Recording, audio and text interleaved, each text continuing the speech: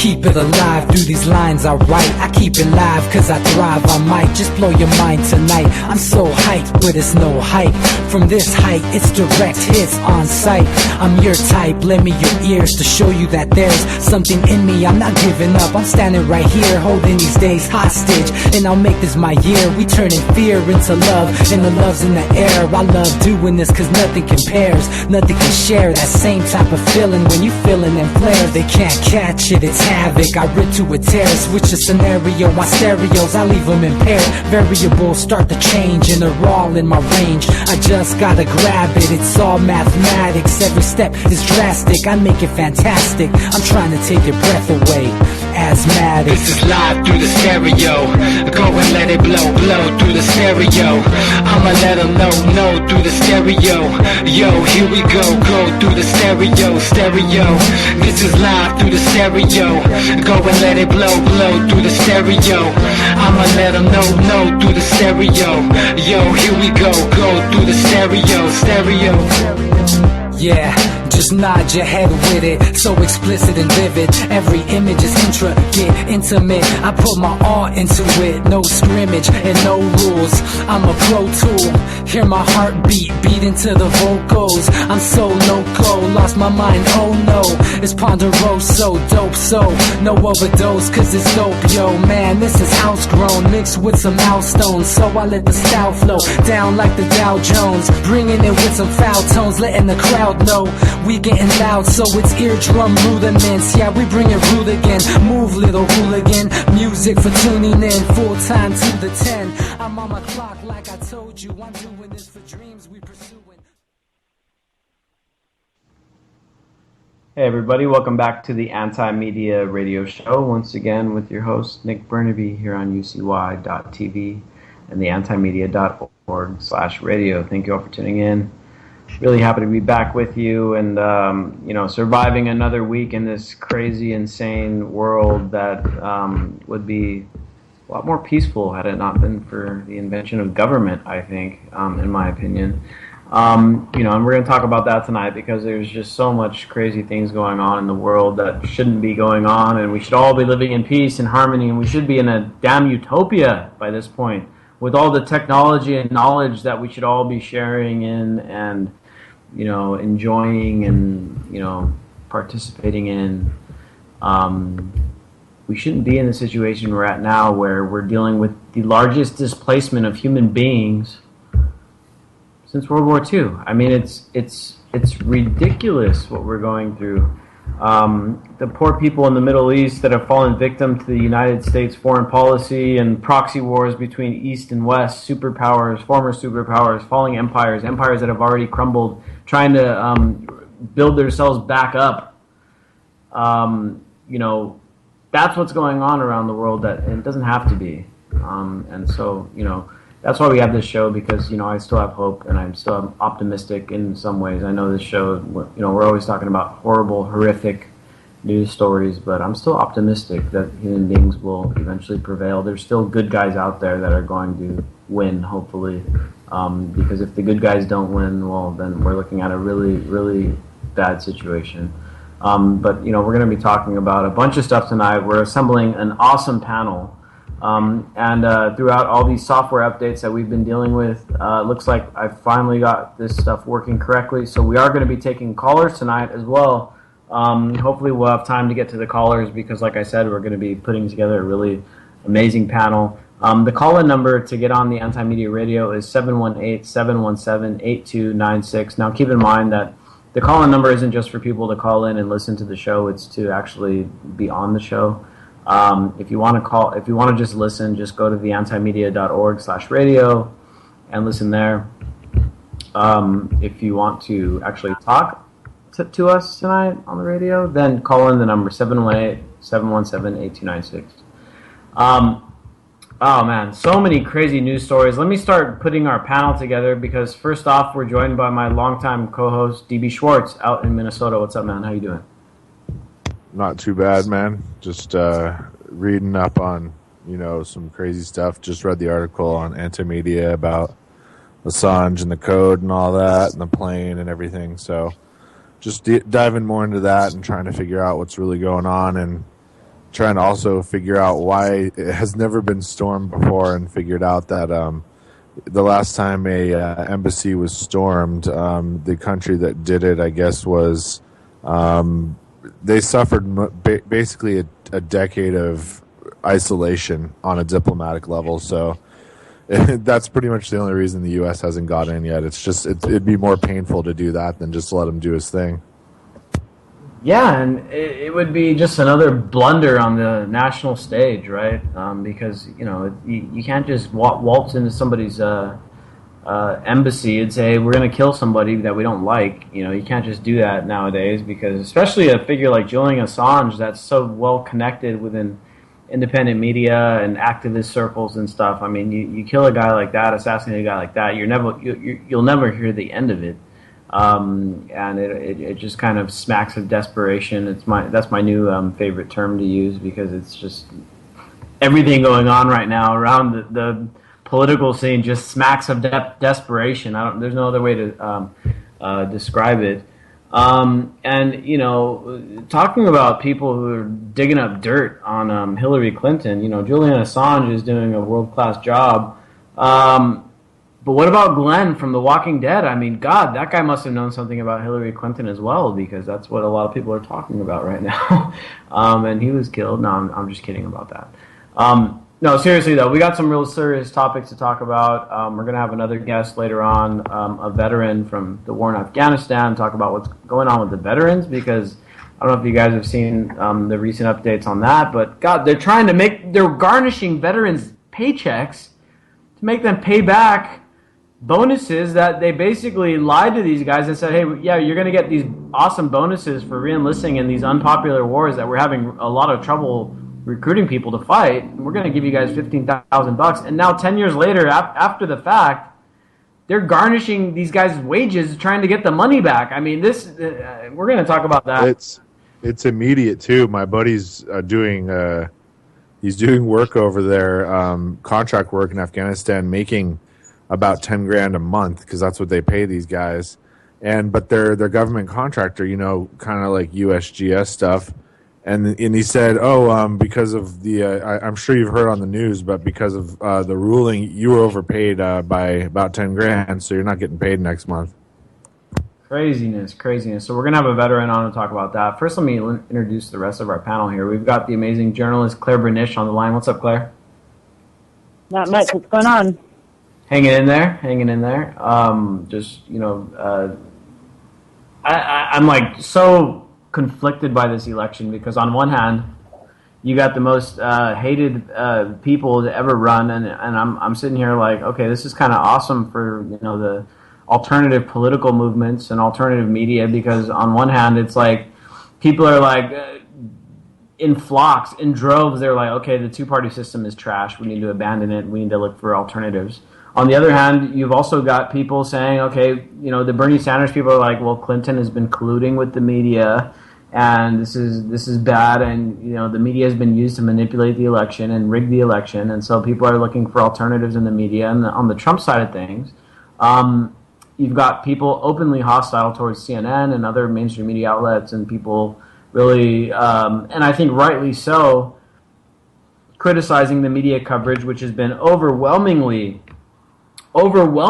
anti-Trump, now that he's become the nominee, of course, because the media worked hand in hand with the Democrats, as we found out through WikiLeaks, to make Trump the quote-unquote Pied Piper candidate, because Hillary Clinton felt like he was one of the few Republicans she could actually beat. So the media helped create the Trump Republican nominee, and now they're trying to break him down.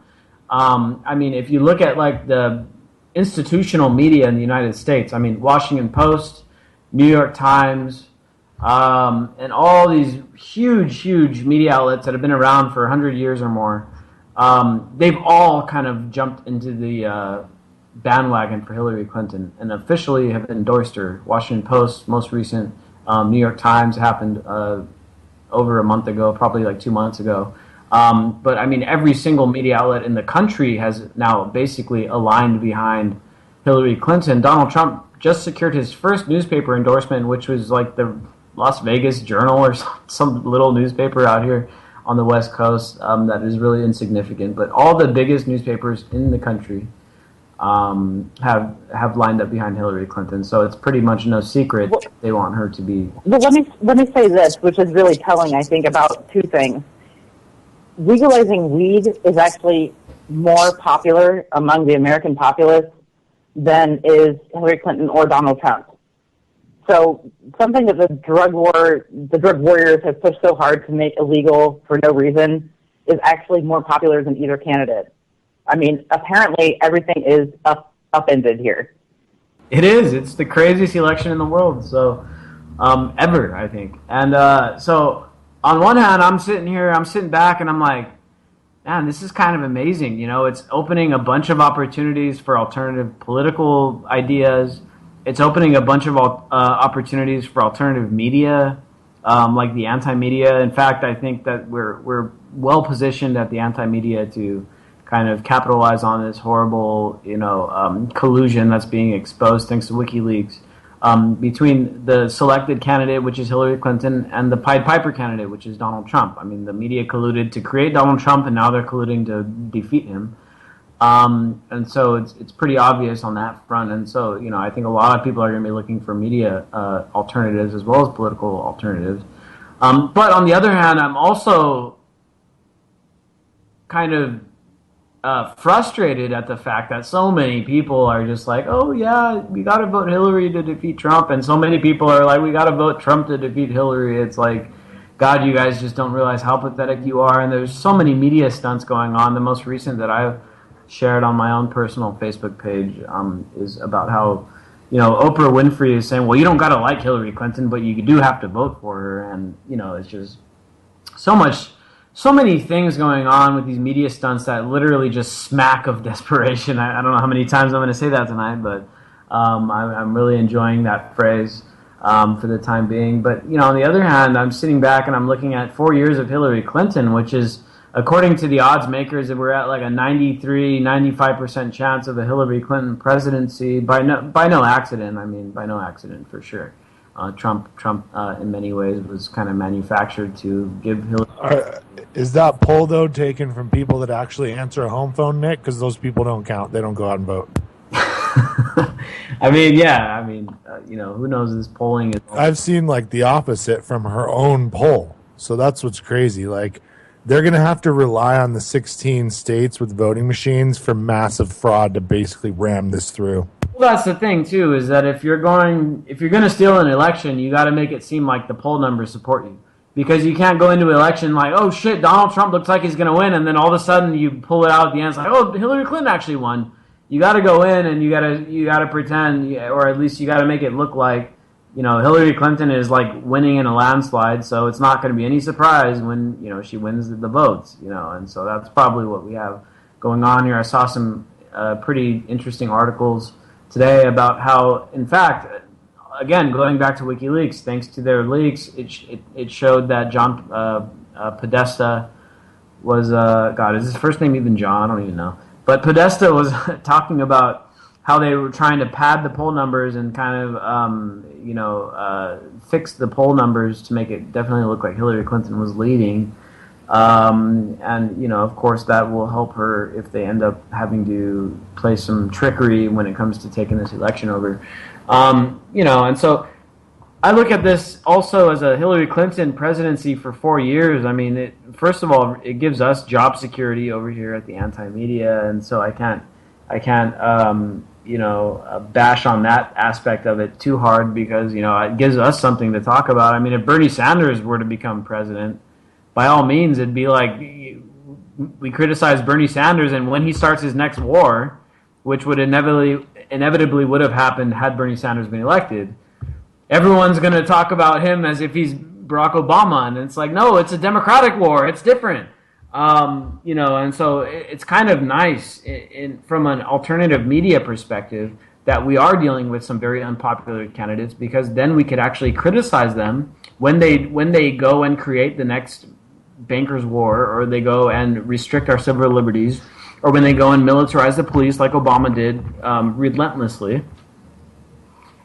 we could actually criticize them and not be looked at as like, oh, you guys are just hating on him because he's a black president, or because and if there were a woman like maybe Elizabeth Warren who's actually likable, then people are like, oh, well, you're just hating on her because she's a woman. Well, the good thing is that the Hillary Clinton presidency, she's already like drastically unliked, and with Donald Trump, given the fact that he's only got like a 3% chance of winning, he probably won't be the president. But even if he was, it would be really easy to criticize Trump too, because he has all this opposition and stuff. And so that, to me, is the good thing. The positive thing to look out at this election, outside of the people looking for alternatives, is that we can criticize these people without being accused of being, just topically opposed to someone for a certain reason. Everyone kind of is acknowledging now, even Democrats have pretty much acknowledged, okay, yeah, Hillary Clinton is corrupt, but Trump is worse. That's basically the gist of everything I've read. I mean, even the New York Times, Washington Post endorsement, they weren't so much saying, oh, vote for Hillary because she's so awesome and she's going to do this and that and that. It's like, vote for Hillary because Trump is worse. And that's basically the endorsements that we're seeing rolling out from the mainstream media. And so, I think that the prevailing sentiment here is like people are going to, like Hillary Clinton, holding their nose. And so when she gets elected, there's not going to be like with Obama, where he was such a popular guy and he seemed like he was going to do all these awesome things. People defended him to the death. And, with Clinton, it's not going to be that way. So looking further down the pipeline here, it's also going to be harder for Clinton to sell a lot of her wars and stuff to the American people. I think she'll probably still do them. And I think she's dangerously provoking Russia. And I think once she becomes president, it'll get even worse. But it's going to be a lot harder for her to sell that stuff, and it's going to be a lot less popular. And I think that, they're going to have a hard time getting people to sign up to go fight these wars. And so in some... But it's not... I don't think... I still don't think it's going to take, like, the next person to get in office. Because remember, the election is, November 8th. It's right around the corner. But the next person taking office isn't going to be there until January. And there's an awful lot of time with an awful lot of ramping up for World War III ahead of time. So, like, the next person who's installed in office might not matter one iota. Yeah, that's a great point, because, who knows what could happen between now and January, because the world is on edge right now as we speak. And I think we're being joined by another caller right now from 512 area code. Is that James? Is that you? Yeah, man. Hey. James, what's up, man? So we got James Holbrooks on the line, and he's one of our new writers over at the Anti-Media, and he's been writing for Underground Reporter. His work has been featured on antiwar.com and several other outlets. And you've been staying on top of what's been going on with this kind of ramp up to, definitely we're already in a new Cold War, but ramp up to a kind of major war. Some people have been calling it World War III scenario. James, I mean, what do you make of what's going on right now? Because with all these people distracted with the election and stuff, as Claire was mentioning, I mean, we're really getting dangerously close to a war that, the size of war that we haven't seen since World War II. I mean, what do you make of what's going on, and what can you tell us about what people should be looking at with this kind of global positioning, with all these major powers, positioning themselves all around the Middle East and in Southeast Asia?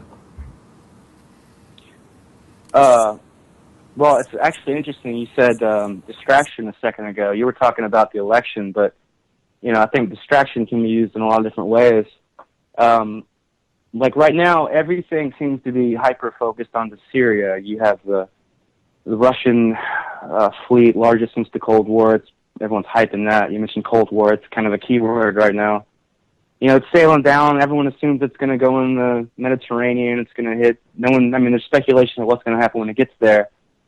But no matter what it does, the point is everything is looking, especially in terms of the Middle East, everything is on Syria, Aleppo, to a lesser degree sort of Iraq with the new Mosul. But everyone's looking right there, and I think if you're asking what people should look at, then I think really what they should be doing is sort of, especially, and I kind of, like I wrote today, like in times when it feels like everything is being drawn to one area, it really helps to kind of just sort of step back and like look at all the pieces.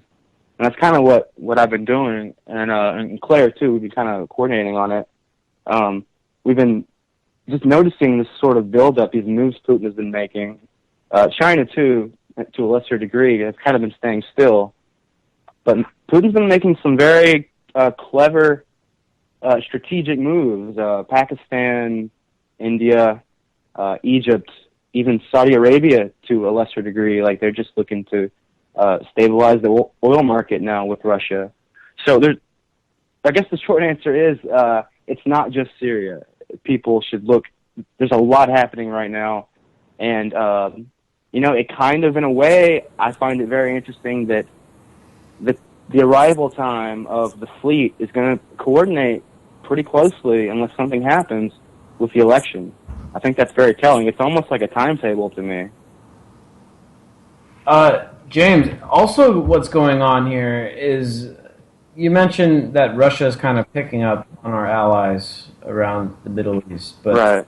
It's the U.S. empire, in my opinion, seems like it's losing its grip kind of all around the world. And the most blatant example is what's going on right now in the Philippines with President Rodrigo Duterte, which is kind of openly saying now, and this is something that normally, over here on the Anti-Media Radio, we're kind of like picking between the lines and kind of read what they actually mean with this geopolitical messaging and the actual underlying maneuvers and stuff. But with Duterte in the Philippines, he's openly saying, like, hey, we're cutting our ties with the U.S., you guys lost, realigning with China and Russia. It's like, normally it's like we're just kind of reading geopolitical signs and reading between the lines and stuff. But with Duterte, it's like obvious. Right. What's going on in the Philippines? I think, to see. Yeah.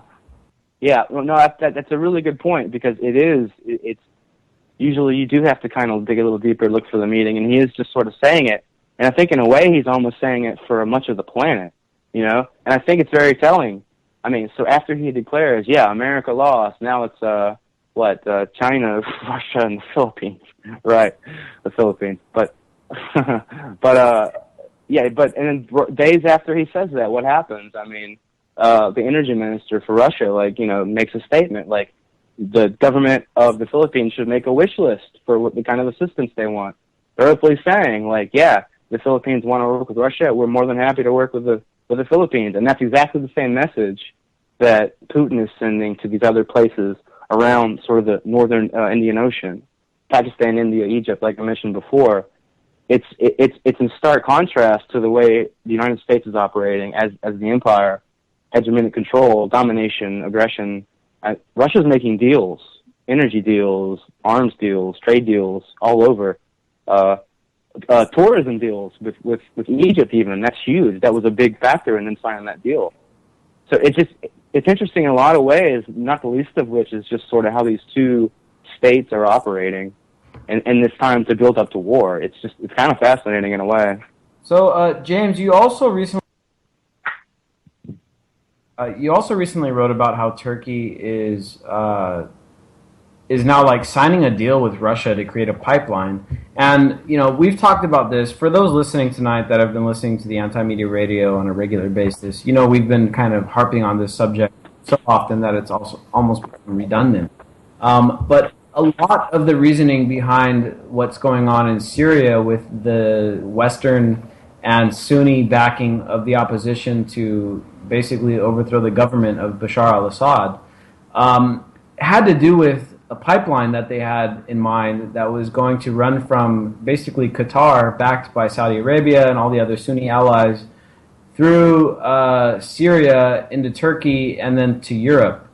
And basically, when Assad decided or announced that he was not going to go along with that plan because it basically is detrimental to the Russian economy, and Russia and Syria have been longtime allies, and so Syria, essentially, let's just be basically out in the open here. Syria is kind of a vassal state of the Russian government, just as many other countries are vassal states to the U.S. government.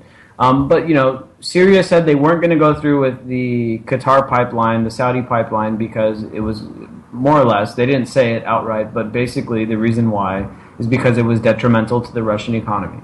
But now, Turkey, once this was, because Turkey stood to gain a lot of influence and money from these pipelines that were going to come up from the Sunni Arab regions and go into Turkey and then go out to Europe, make them a bunch of money.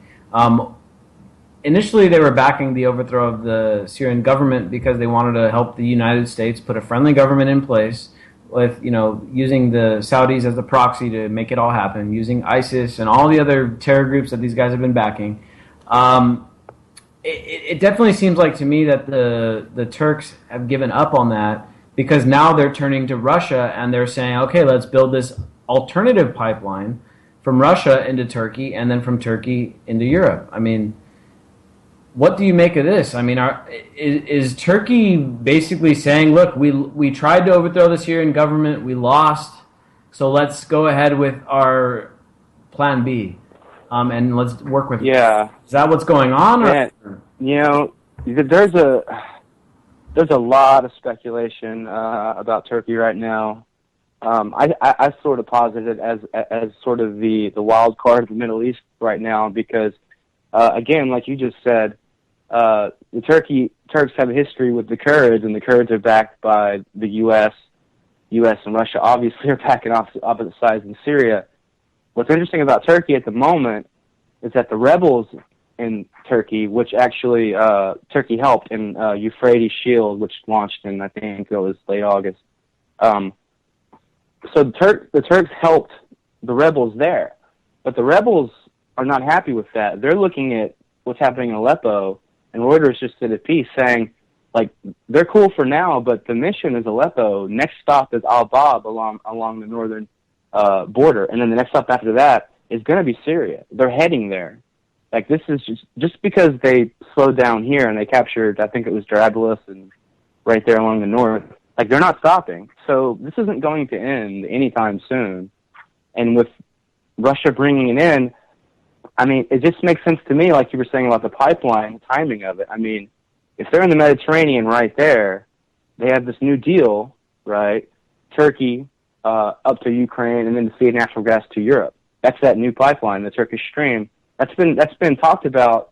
Putin actually brought up the idea in 2014, but they couldn't get it to go because they've been having problems, largely because Turkey's been on the side of the U.S., right? That's changing now. They just locked this deal up days ago for the Turkish Stream. Now they have Egypt to the south.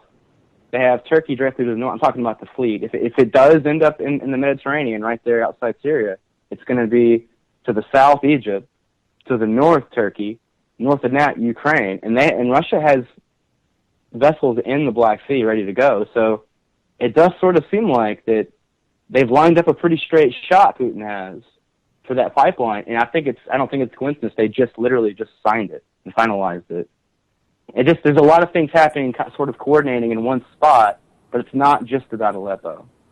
And it's all happening at the same time, so it's hard to like really focus. Correct. Yeah, that makes it tricky. The timing of all this is sort of, yeah. So I wanted to first go back to DB, and then I'm going to go to Claire on what's going on in Eastern Europe with NATO and stuff. DB, first I wanted to ask you about kind of the historical issues going on here, because as we were just talking about with James, I mean, the Philippines is kind of bucking the United States. Turkey is kind of quietly working both sides of the both sides of the spectrum.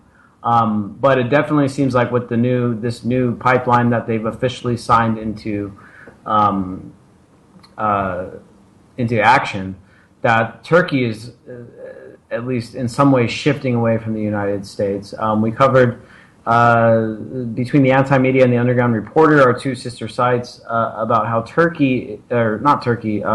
Egypt is also slowly but surely starting to work with the Russians, and this is kind of a theme that's replaying itself all over the world with many of the United States' so-called vassal states or allies, countries that we have friendly governments installed that basically have been for a long time doing our bidding, but now they're starting to say, okay, well, maybe we don't want to do this. I mean, DB, do you think this is a sign of? I mean, looking back historically, empires that existed in the past, they start having trouble when their kind of tributary states start rebelling and saying, "We're not going to pay your taxes anymore. We're not going to work with you guys anymore. We're going to do our own thing." That seems to me like that's what's starting to happen around the world. What do you think? I mean, just looking back, even the most heinous empires were never nihilistic. I mean, you have a country that's literally prodding a nuclear armed superpower that, I mean, if you back them into a corner, especially economically, if you did block that pipeline, they really have nothing to lose. I mean, they'll put their people in bunkers and they'll launch. And I mean, they'll hope for the best.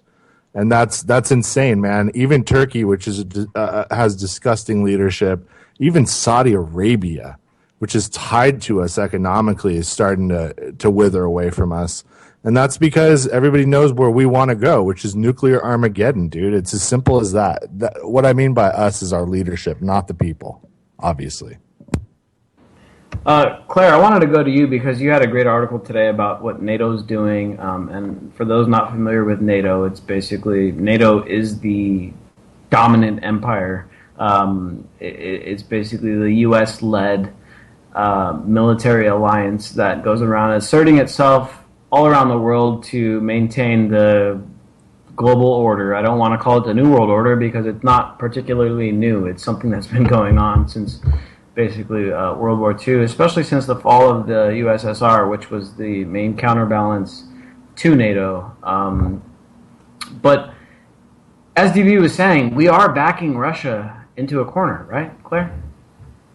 Yeah, I'm not even so sure that we're actually backing Russia into a corner. I think that this is actually kind of blatant Western aggression. It's as if the U.S. has a will to both save face and save its dying empire, and to use the NATO military arm to help it do so. And it's a really perilous game. I mean, we're supposed to have 42,000 NATO troops amassed along the border with Russia by next year. And, you know, Russia sees this. They see everything that the West is doing. Most of what we're doing is out in the open. Of course, there are plenty of covert activities. So Russia has answered in kind. And even in early summer of last year, Russia had already amassed at least 30,000 troops along its own border in answer to the growing threat. I mean, you can't ring a nation in troops and expect it not to be a threat. So Russia is preparing basically to defend itself, even though the West is using this kind of like laughable theme of Russian aggression to amass the troops, the NATO troops. The problem is that NATO and the European Union, particularly Eastern and Northern Europe, are actually actively preparing for war. They're trying to get in order a situation where the troops would not be required to present passports or papers or get permission to go from border to border, so that they could rapidly respond to any quote-unquote Russian threat or aggression or strikes that might happen. So they're trying to do that actively. Not only that in Norway, and it sounds like kind of a small detail, but it's actually not, the U.S. just today got approval to have 330 Army troops stationed in Norway, which is not that far from the Russian border in the north. And the thing is, in Norway, there are, at a classified location, a series of underground caves that were used during the Cold War, and that they have been recently reused by the U.S. to store like all sorts of tanks and military equipment, artillery, all sorts of like heavy firepower, and enough to accommodate 15,000 Army personnel. But the U.S. got approval today to assemble 330 Marine Corps troops at that location. And as it was noted by an analyst who seems to know what they're talking about, which I heard rumors was actually an CIA person when I looked into their profile somewhat. Marines are not deployed for defensive measures. Marines are deployed for first strike capability. They're deployed for offensive capabilities. So for the U.S. to have basically permission from Norway to have first strike capability You mean on the ground, less than 700 miles from the Russian border. You mean we're not deploying troops halfway across the world to protect American freedom? Yeah.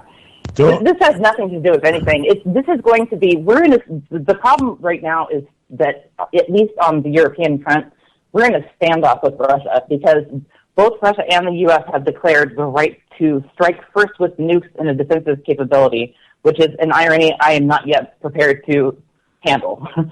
But if the U.S. perhaps, say, shoots down a Russian fighter in Syria, then that would give Russia every excuse to act first with, either conventional or nuclear weapons anywhere else along these fronts where we've established this proxy war. In other words, this could get very ugly very quickly. And although NATO might not necessarily be prepared to handle the actual Russian force that could be deployed against it, it's going to devolve very quickly into an all-out mess and an all-out world war because, like James was saying, Russia has amassed all of these allies, and quite a few that were traditional, long-standing U.S. allies. And that's a bad sign for the U.S. I think people are pretty much done with this empire and they want it to fall. And when it falls, it's going to fall very quickly. DB, I'm going to let you, I know you had something to say. I wanted to make a couple points. One is something a lot of people don't know about what a Marine's secondary function is. What Claire said is entirely true. They are first strike. But what they also serve a function as aboard boats and primarily with fighting with people of different nations is they are anti-mutiny forces. So when they go into a place like Norway and tell NATO, go fight the Russians, you lead, it's your country, and if we see any of you coming the other way, we're going to unload on you. That is one of their primary functions. They do that to the sailors on board ships when orders are given that perhaps a crew wouldn't want to perform. So that's just another thing that Marines are definitely there for. Another thing to look into too, I've been researching why Russia is especially aggressive towards us and always thinking we have a technical domination over them. Doing further research, when we find out that Tesla's real master files ended up actually in the Ukraine and that the Soviet Union got a handle of them, it made me go down a different rabbit hole about where they have probably some scalar technology in the form of an actual howitzer, which will shoot different waves of scalar energy up. And it's been shown it actually is kind of a force field against nuclear weapons. You can look that up. It's called a scalar interferometer. Just look that up, and you can see that since 1980, it's been out that they've been able to block enormous ordnance with literal force fields. Crazy. Well, and another point there, actually, you bring up the nuclear. Another point that's really important to mention, honestly, is that it's an admitted fact that the Russians have advanced their tactical nuclear weapons like far beyond whatever the U.S. has. And this is not fear-mongering about nuclear war. It's just that because they have advanced them, it's proposed on both sides that a nuclear strike could be used as a deterrent. Like the U.S. actually said that it could, and it was Ash Carter who affirmed this, a tactical nuclear weapon could be used as a deterrent. In other words, you strike something that's not necessarily, a target, but just say, hey, we have nukes, here they are, and it won't leave, it would leave long-term damage, but nothing as bad as, killing a whole population, just in order to say, hey, back down. And the problem is that the U.S. has underestimated at this point, I believe, Russia's propensity to actually fire back at that point. Instead of being a deterrent, that actually could be also the spark to start, actual nuclear war. We really don't know what they have, to be honest, man. I've done some pretty hard research, and what I can find out is what Claire said is true. Their ICBMs, because of the scientists they got in their own Operation Paperclip, that's who they got. We got rocketry. We made it to the moon. They have better ICBMs than we do. And secondly, and this is even probably more important, they are the original connoisseurs of biological weapons and have been working on that for over 100 years as well. So it's not necessarily a nuke they could shoot. They could shoot a biocidal and just wipe everybody out and leave all the infrastructure. We're at that point, man. The weapons have advanced. These I hate to bring back the old terminology, but the weapons of mass destruction, they're very real. I mean, it wasn't Iraq that was having them and stuff, but it's the United States, it's Russia, Russia, their former colonies, China. A lot of these countries have very, very strong weapons of mass destruction. Genetic engineering has made leaps and bounds over recent times, and in fact, Claire, you wrote an article for the Anti-Media months and months ago about how Stephen Hawking is actually, one of his biggest worries is the advancement of militarized, genetically modified viruses, weaponized viruses and stuff like that can be used. And so these are very critical weapons that we can't really prepare for. We don't know how they're going to work. We don't know how, what the reaction is going to be. There's no telling, what's going to happen if they're deployed. It's just it seems a lot as if humanity has advanced beyond its own good. Like all of this intellectualism, all of this academia, this ability to innovate and such in a scientific and technological manner has been used to bring each other down rather than lift each other up. And it's really a shame, but we're kind of seeing, I think, the moment when that's going to be tested and we're going to see the true capacity of humanity to destroy itself.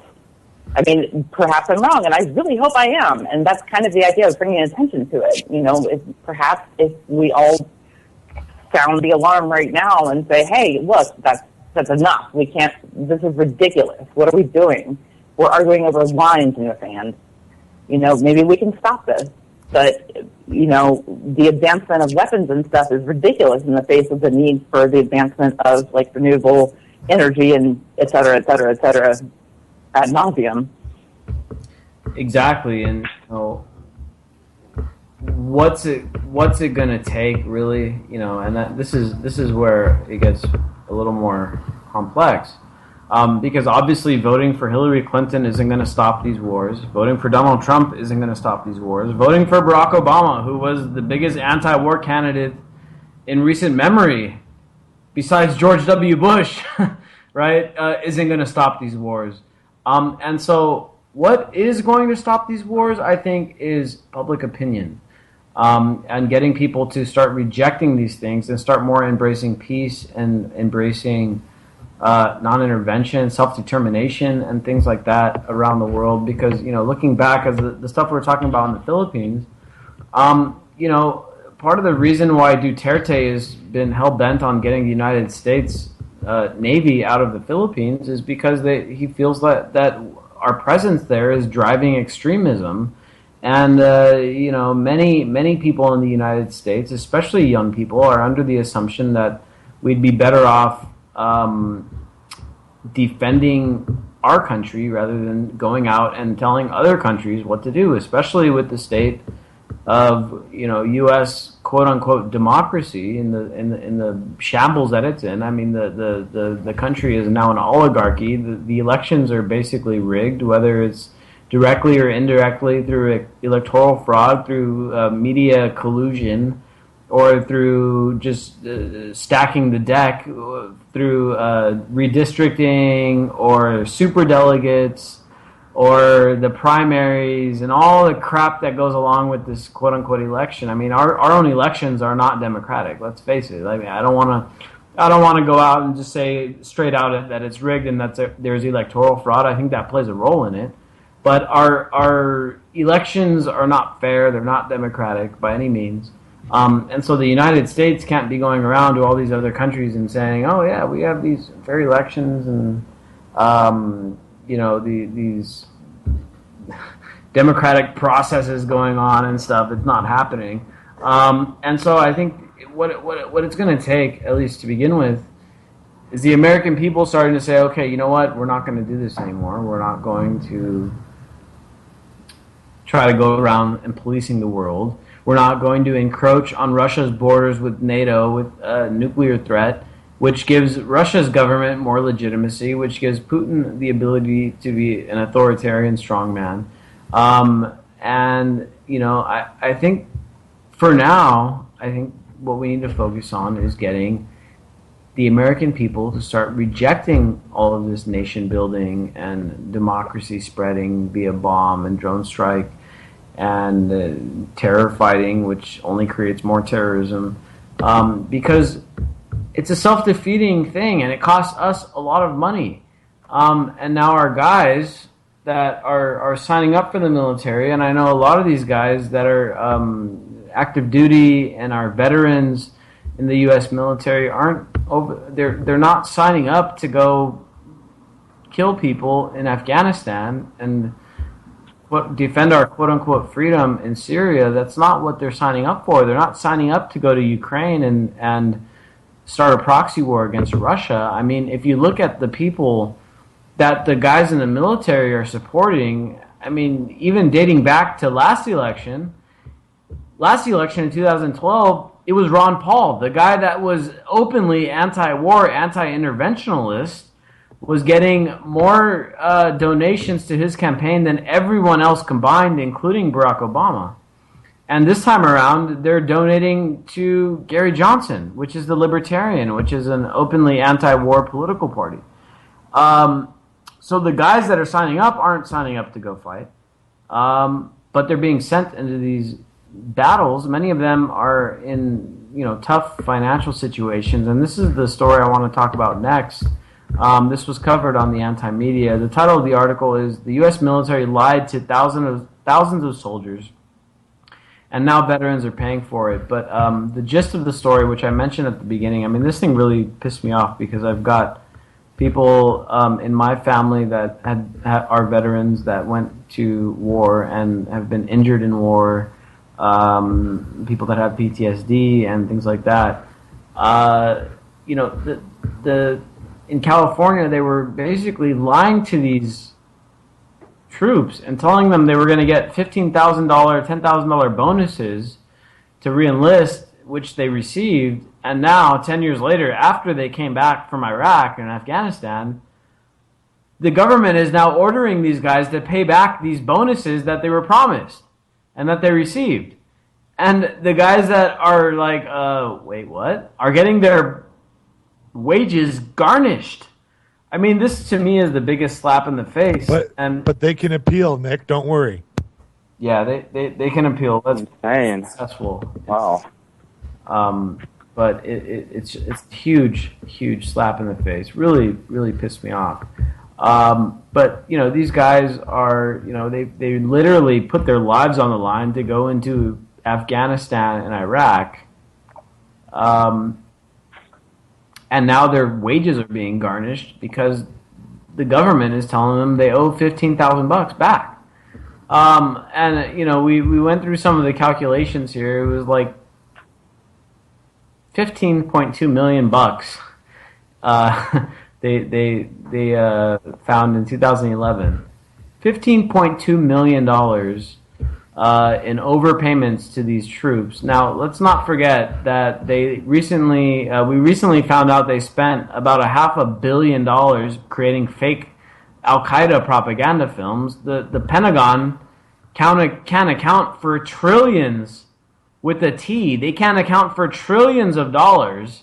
And where'd they spend this shit? I mean, obviously it went to military-industrial complex, you know, defense contractors.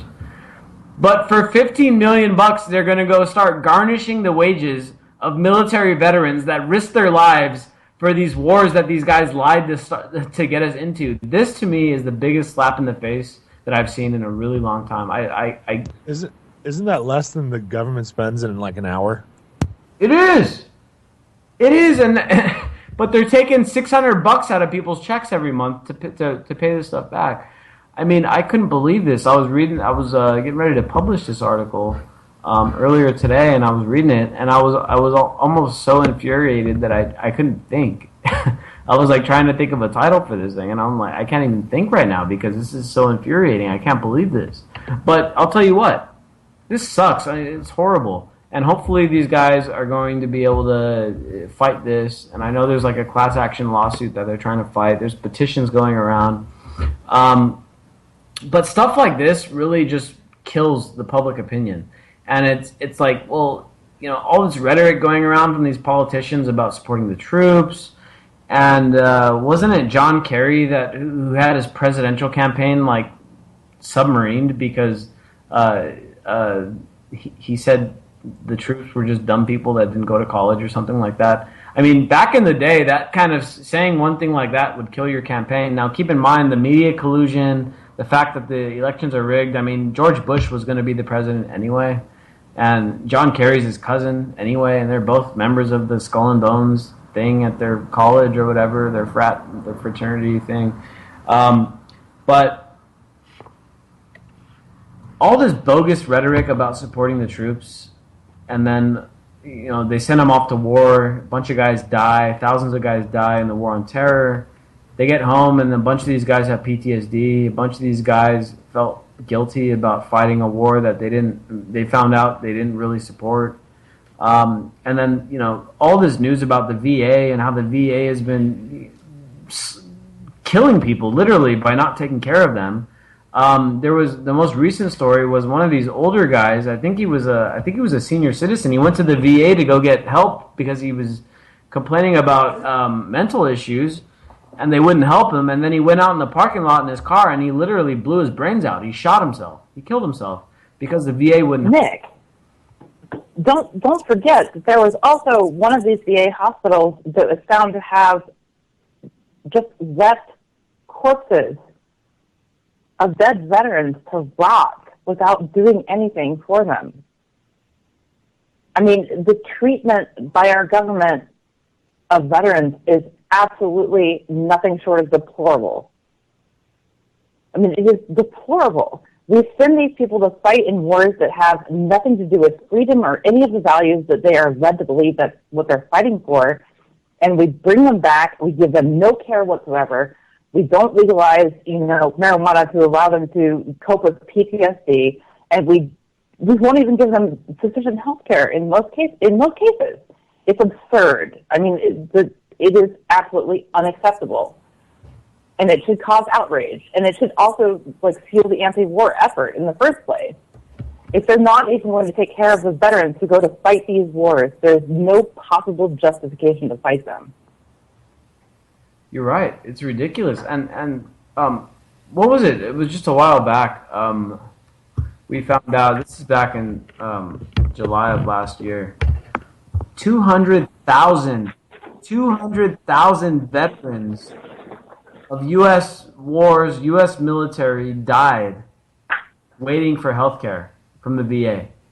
Many of these deaths were preventable. Many of them, these guys died too young. And they were waiting to get health care. 1/3 of veterans waiting to get health care died. And so... How many of those are suicides, Nick? I mean, do they even count those? Isn't that up to a crazy amount every day now? Yeah, I think we got something like over 20 veteran suicides a day. A lot of those who can actually, and don't forget, they have that whole suicide hotline thing going on that they either hang up on the veterans or never answer. Yeah, I mean, we treat our people who they hype up and they pretend like, oh yeah, we're gonna, you know, we gotta support our troops and we gotta be, you know, unquestioning in our support of our troops. But in reality, let's face it, these politicians, they aren't supporting the troops. They aren't asking us to support the troops. They're asking us to support their wars. And that's what it is, because, you know, if they were supporting freedom and democracy and stuff, the generals, the Pentagon, would be sending the army into Washington, D.C. to get rid of all this corruption and all these criminals that are running our country and lying to us and sending us into Iraq and into, you know, Syria and Ukraine and Libya and all of these places under false pretenses, lying to us, spending our money, stealing our money, misaccounting our money. Instead, what do? They don't help the veterans. They let them rot in their own mental issues and their PTSD. They let them die in line at the VA while they're waiting for months and months at a time for health issues that are literally killing them. And then when the guys are healthy and they're actually, they get out of the military and they're working and they're in the workforce, now they're garnishing their wages to make them pay back the bonuses that they promised them and that they actually paid them to re-enlist because because they were having trouble getting people to re-enlist. Now we wonder why. Why are people not enlisting in the military? Because we're treating people like shit.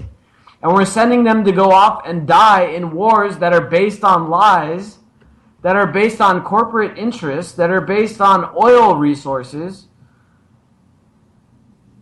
And we're making contractors rich. DB, you've talked recently several times about your buddy that's making 10 grand a month for a contracting, and he's a military veteran, and he was fortunate enough to go start working for a military contractor. He probably went from making, 3 grand a month to making $10,000 a month because now he's working in the private sector carrying out the U.S. government's intentions around the world instead of actually working as a soldier and making almost minimum wage for putting his life on the line. I mean, it's ridiculous. Yeah, and all he does is train too, so he never goes out on the field anymore. It's crazy. And Claire, you're right. This kind of stuff, this kind of news should be helping us to fuel the anti-war efforts. Yeah, exactly. That's exactly what I was going to say. This is I am no nationalist. I mean, everybody knows that. But if you want to do your duty and actually, save the lives of future veterans and people who might enlist in these wars, the only way to do it is to ramp up the anti-war effort. And we are coming headlong into possibly the largest war in, almost a century. Probably, and maybe it needs to be. This effort needs to be highlighted. It needs to be splashed across every headline in the country. There is no reason that we need to be doing this. No person should go and fight in this war that there is no basis for. There is no possible justification for this war that's coming. It's going to save not only the lives of the people that the U.S. would bomb, but it saves the lives of all of these veterans and the people who would be killed on the battlefield. It's absolutely imperative. That's what you do when you're standing up for the troops. You support the troops by making sure that you save their freaking lives. And you know what? I want to bring this up because this is a popular topic. A lot of these WikiLeaks are being deflected and it's being pinned on Russia as if they're trying to undermine our elections. Let's not mince words here. This is going to be used as the excuse if and when the United States winds up being in direct confrontation with Russia, which has basically never happened before.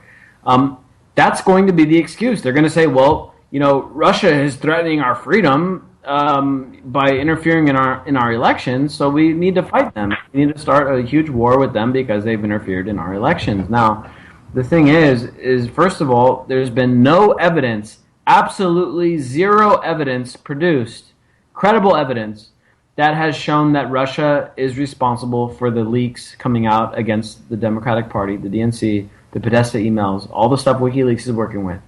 There is zero credible evidence produced by the U.S. government to say that Russia is behind it. Second of all, if there is anything they're saying, it's circumstantial. And circumstantial doesn't hold up in the courts. It doesn't. And so we shouldn't be believing Hillary Clinton. By all means, she's the least trusted politician I think the United States has ever considered for the highest office. Yeah, please, really. Yeah.